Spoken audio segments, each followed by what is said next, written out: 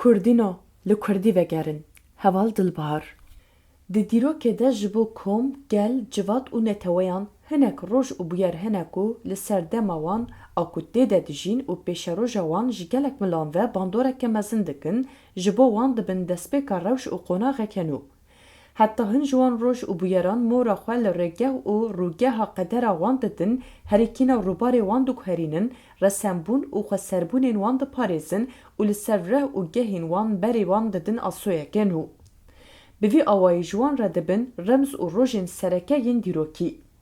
15 Gulanê cejna zimanê Kurdî ji bo neteweya Kurd xwedî wate û giringiyeke wisa ye, ji bo me hemû Kurdan rojekê dîrokî ye. Ji ber rastiya hewldanên hovane yên li ser neteweya Kurd û bi taybetî jî li ser zimanê Kurdî ya van 100 salên dawiyê, cejna zimanê Kurdî jî di nav xwe de rastiyeke taybet dihewîne.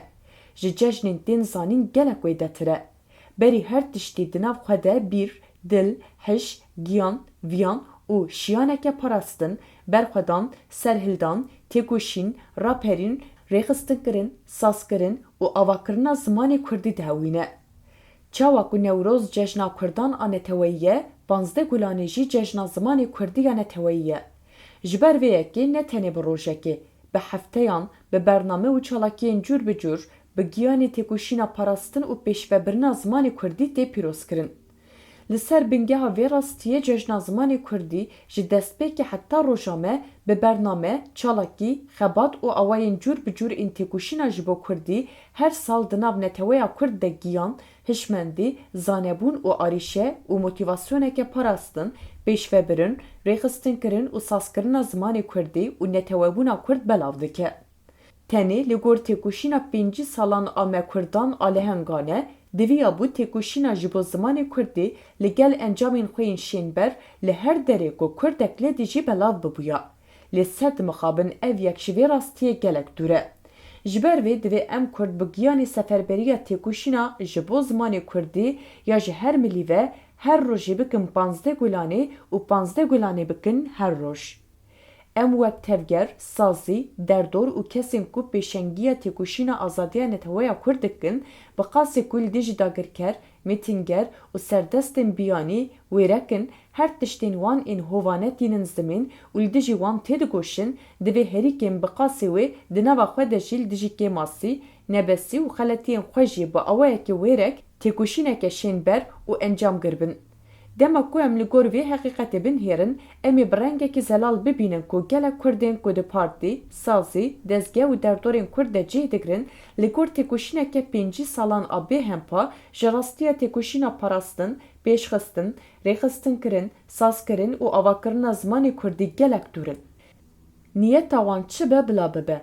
Bi gelemperî sekin, nêzîkatî û kiryarên wan ên ku ji Kurdî dûr in, xizmeta pişaftin û helandina zimanê Kurdî dikin. Sed mixabin di vê mijarê de dişibin celadên xwe dibin hevparên Kurdî kujiyê.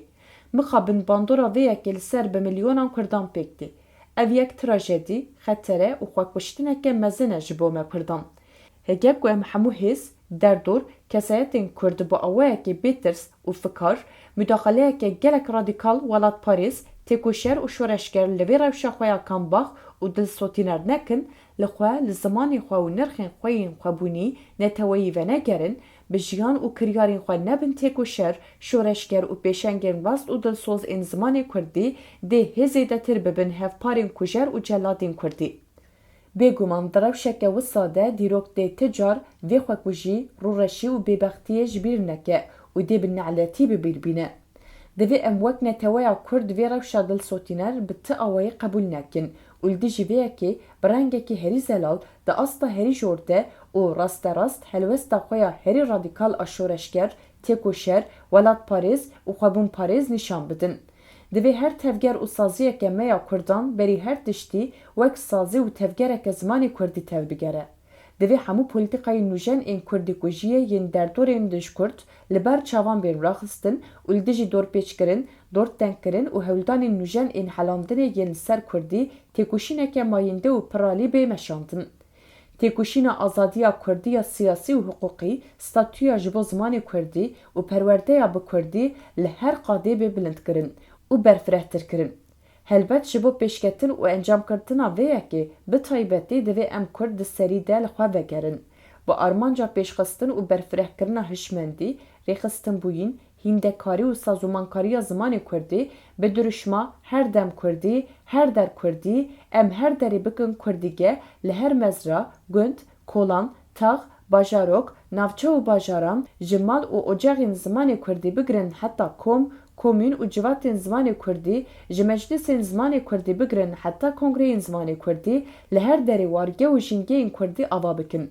Rêxistinbûyîn û sazîbûna xwe ya Kurdî ji her alî ve û li her derê Kurdistanê li her cihê got Kurdek lê dijî pêkbînin. Her derê bikin mal, dibistan û zanîngeheke Kurdî, bikin Kurdîgeh. Bêguman têkoşîna pêkanîna vê yekê ne tenê erk, pêwir û berpirsyariya saziyên zimanê Kurdî ye. Her Kurdek erkdar, pêwirdar û berpirsa vê yekê ye. Wek hemû mijarên neteweyî di mijara têkoşîna parastin, pêşvebirin, rêxistinkirin û sazkirina hemû pergal û mekanîzmayên Kurdî de jî erk, pêwir û berpirsyariya me hemû Kurdan e. Helbet bi taybetî jî ya hemû tevger, partî, sazî, dezgeh, platform, PKT, însiyatîv, derdor û kesayetên ku li ser navê Kurdan pêşengiyê dikin, tê digoşin û dixebitin. Berî her tiştî û ya herî girîng divê her derdoreke Kurd li dijî her cûreyê Kurdî ku jiyê teqet stratejî û polîtikaya xwe ya derbarê zimanê Kurdî û têkoşîna ji bo wê bi awayeke şênber diyar bike. Li gor wê plansazî, karname û bernameya xwe ya dem Kurd, demnavîn û demdirêj amade bike. Bi neteweya Kurd re parve bike. Ji bo pêkanîna wan di asta herî jor de kadro, derfet û bütçeyê veqetîne û li her derê Kurdistanê û her ciyekê ku Kurdek lê hebe hem li dijî hêzên metînger ên Kurdî kuj, hem di nav xwe de û hem jî di nava navneteweyî de xebatan bimeşîne. Ji bo vê jî divê her Kurdek, bi taybetî jî her xebatkar, têkoşer, şoreşger û pêşengekê têkoşîna azadiya neteweya Kurd berî her tiştî li dijî her cûreyê Kurdî ku jiyê bibe têkoşer, şoreşger, pêşeng, hîndekar û mamosteyeke zimanê Kurdî. Bi bîr, bawerî û hêviya ku her roj bibe 15 Gulanê, 15 Gulanê bibe her roj cejna zimanê Kurdî di serî de li hemû Kurdî parêzan, li me hemû Kurdan pîroz be.